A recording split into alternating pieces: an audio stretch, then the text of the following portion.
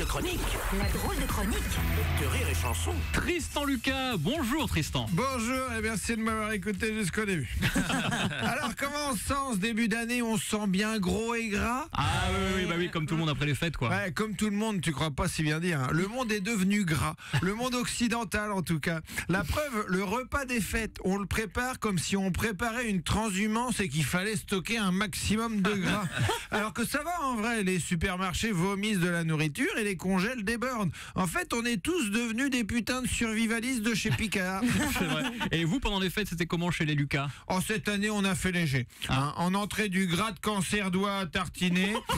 Plat principal, une volaille morte préalablement fourrée avec du gras.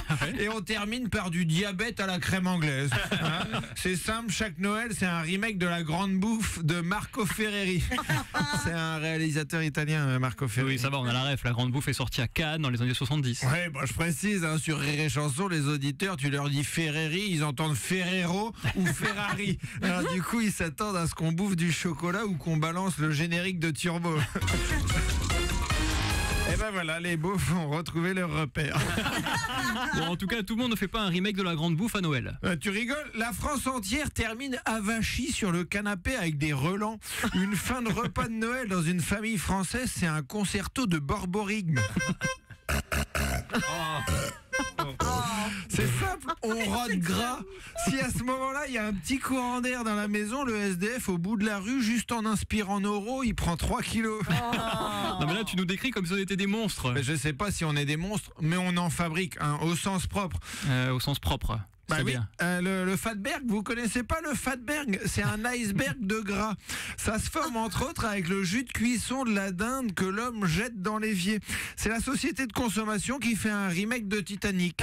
Fatberg, droit devant. Et on va tous crever dans notre graisse. Même Rose, elle survivra pas et pourra pas s'accrocher à la planche parce qu'elle est trop grasse.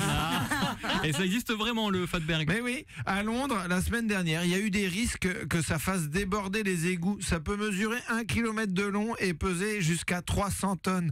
300 tonnes de gras, les amis. Un véritable monstre de gras. Une chanson de Grégoire baignée dans l'huile. En parlant de gras, Gérard Depardieu a fêté son anniversaire le 27 décembre.